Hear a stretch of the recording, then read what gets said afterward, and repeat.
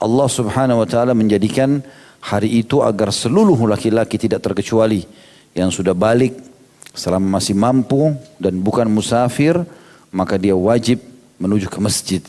Dan rangkaiannya wajib mendengarkan khutbah dan juga mengikuti sholat.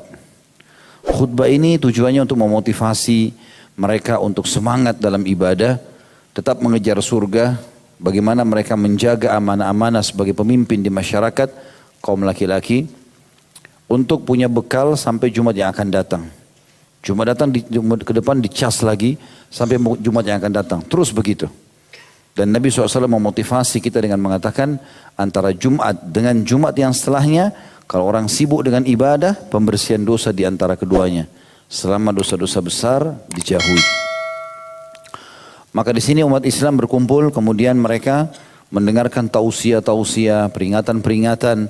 Dan Nabi SAW kalau khutbah Jumat, maka wajah beliau memerah.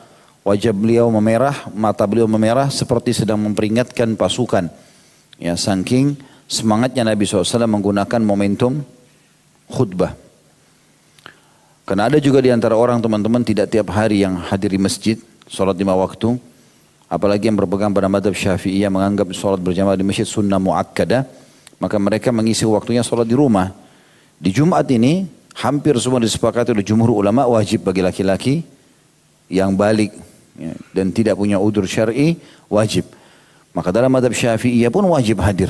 Oleh karena itu banyak orang yang belum pernah hadir di masjid maka hadir pada saat itu. Dan ini kesempatan untuk menasihati mereka, mengingatkan mereka. Kalau sudah beramal soleh dipertahankan. Kalau berbuat dosa maka bertaubat. Bagaimana mereka mengingat masalah akhirat, mengingat tentang pentingnya kembali kepada Allah Subhanahu wa taala. Jumat ini teman-teman dibuatlah surah khusus oleh Allah Subhanahu wa taala namanya surah Al-Jum'ah. Khusus untuk mengingatkan umat Islam tentang pentingnya kedudukan hari Jumat itu. Dan itu yang diangkat oleh Syekh Abu Bakar Jazair rahimahullah di awal sekali di poin A materi ke-10 salat Jumat adalah hukum salat Jumat. Beliau mengatakan salat Jumat hukumnya wajib bagi laki-laki dan bagi perempuan hukumnya sunnah. Boleh mereka hadir, tetapi tetap lebih afdal di rumah. Ya. Tapi kalau laki-laki wajib, kecuali dia punya udzur syar'i, belum balik, musafir, sakit, gila, ini semua mungkin punya udzur. Selain daripada ini tidak boleh sama sekali tinggalkan Jumat. Berdasarkan firman Allah Subhanahu wa taala dalam surah Al-Jumu'ah ayat 9, A'udzu billahi minasyaitonir rajim. Ya ayyuhalladzina amanu idza nudiya lis-salati min yaumil jum'ati fas'au ila dzikrillahi wa dzarul bai'. Tentu lanjutan ayatnya, dzalikum khairul lakum in kuntum ta'lamun. Yang artinya, hai orang-orang yang beriman. Tentu yang bisa menjawab orang beriman saja. Orang yang tidak beriman atau kurang imannya maka tidak akan menjawab panggilan Jumat tersebut. Apabila disuruh untuk menunaikan sholat Jumat atau sholat pada hari Jumat, maka bersegeralah kalian untuk atau kepada mengingat Allah dan tinggalkanlah jual beli. Ya. Artinya semua transaksi apapun tinggalkan demi untuk menghadiri Jumat. Ya. Juga berdasarkan sabda Nabi SAW di dalam hadis yang sahih riwayat Imam Muslim nomor 865, kata baginda Nabi SAW, la yantahiyanna aqwamun an wad'ihimul jumu'at aw la yakhtimanna Allahu ala qulubihim thumma la yakununna minal ghafilin. Hendaklah kaum-kaum menghentikan kebiasaan meninggalkan sholat Jumat atau Allah akan menutup rapat hati mereka lalu mereka benar-benar menjadi orang-orang yang lalai. Artinya ancaman dari Nabi SAW, kalau orang sengaja meninggalkan Jumat tanpa udzur, hatinya tertutup, tidak akan mendapatkan hidayah. Dalam riwayat lain dikatakan 3 kali Jumat. Ya. Ini menandakan memang betul-betul ancaman dan kita sudah tahu kita bisa membedakan itu dosa besar atau tidak karena adanya ancaman. Laknatkah, ancaman masuk neraka kah, siksa kubur kah, atau seperti ini ya, hati yang dilalaikan dan segala macam. Ini berarti masuk dalam kategori dosa besar. Juga sabda Nabi SAW, Al-Jum'atu haqqun wajibun ala kulli muslimin fi jama'atin illa arba'ah, abdun mamluk, aw imra'atun, aw sabiyyun, aw marid. Hadis ini diriwayatkan Abu Daud nomor 1067, yang artinya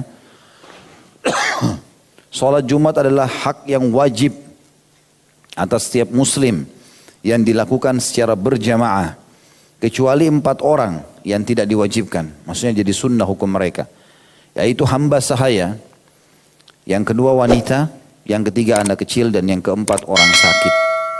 Dalam riwayat yang lain ditambahkan Imam Ahmad dan musafir. Karena orang musafir tidak ada Jumat baginya. Kecuali dalam kondisi antum safar, pas berada di dekat masjid dan orang lagi sholat Jumat, ya sholat Jumat. Tapi kalau tidak dalam perjalanan tidak ada masalah.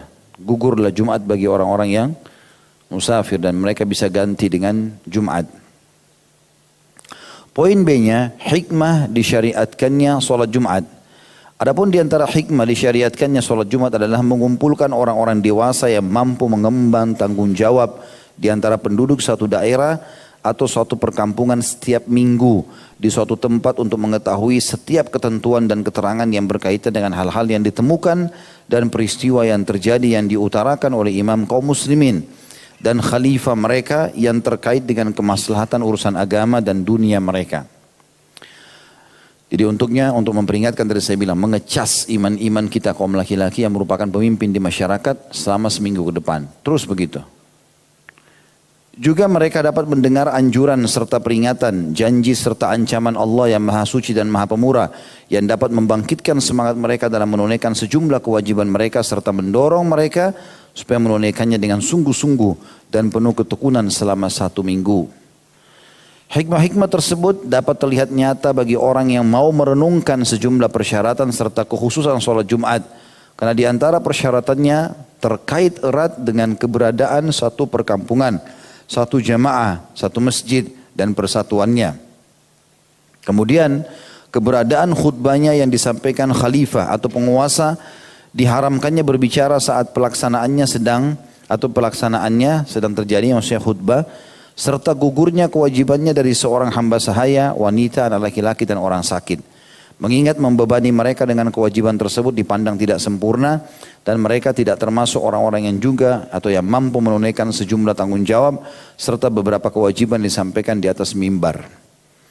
Jadi hikmahnya sangat luas. Kenapa sholat Jumat itu dilakukan? Ya. Poin C-nya, keutamaan hari Jumat. Hari Jumat memiliki atau merupakan hari yang sangat utama serta agung dan sebaik-baik hari dunia. Sebagaimana Rasulullah SAW bersabda, khairu yaumin tala'at fihi syams yaumul jum'ah. Fihi wa fihi khulika Adam alaihi salam wa fihi udkhilal jannah wa fihi udkhila ilal jannah wa fihi ukhrija minha wa la taqumus sa'atu illa fi yaumil jum'ah. Sebaik-baik hari yang di dalamnya matahari terbit atau hari dunia maksudnya. Dari awal diciptakan sampai hari kiamat nanti. Ialah hari Jumat. Di mana pada hari itu Nabi Adam AS diciptakan. Dimasukkan ke dalam surga. Dikeluarkan dari surga.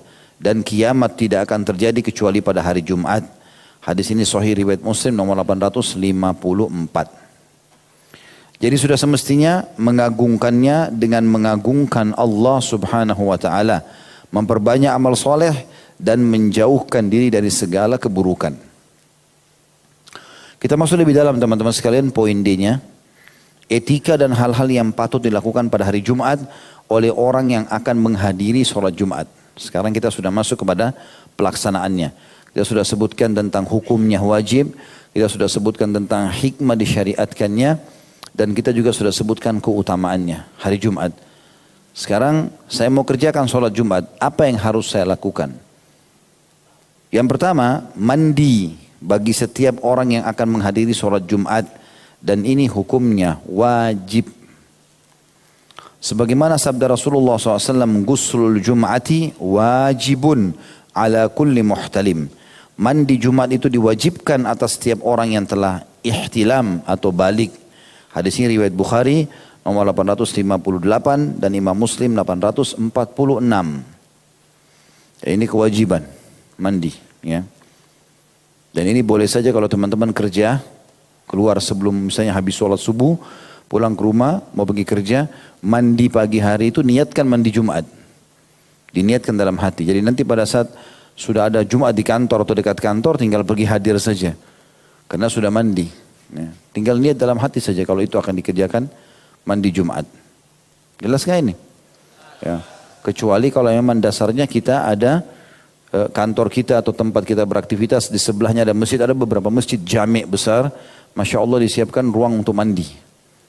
Saya berapa kali pergi ngisi khutbah Jumat di masjid, beberapa masjid yang besar-besar, saya masuk mampir kamar mandinya, disiapkan memang deretan panjang itu khusus untuk mandi semua, deretan sebelahnya memang untuk WC gitu. Jadi bisa ada 6, 7 atau 10 kamar mandi memang untuk mandi, shower, disiapkan sabunnya segala macam gitu. Nah kalau ini ada, alhamdulillah, berarti antum bisa bawa baju ganti, kemudian nanti masuk kamar mandi, mandi yang bersih, diniatkan untuk mandi Jumat biar hadir di Jumat segar, nggak ngantuk lagi, ya, nggak mudah ditiup-tiup oleh syaitan, karena sudah segar. Ini baru masuk bertanding ruku semua, tapi bukan ruku sholat. Rukunya goyang-goyang lagi. Tambah lagi khatibnya suaranya kecil atau mikrofonnya mati, tambah tidur satu masjid.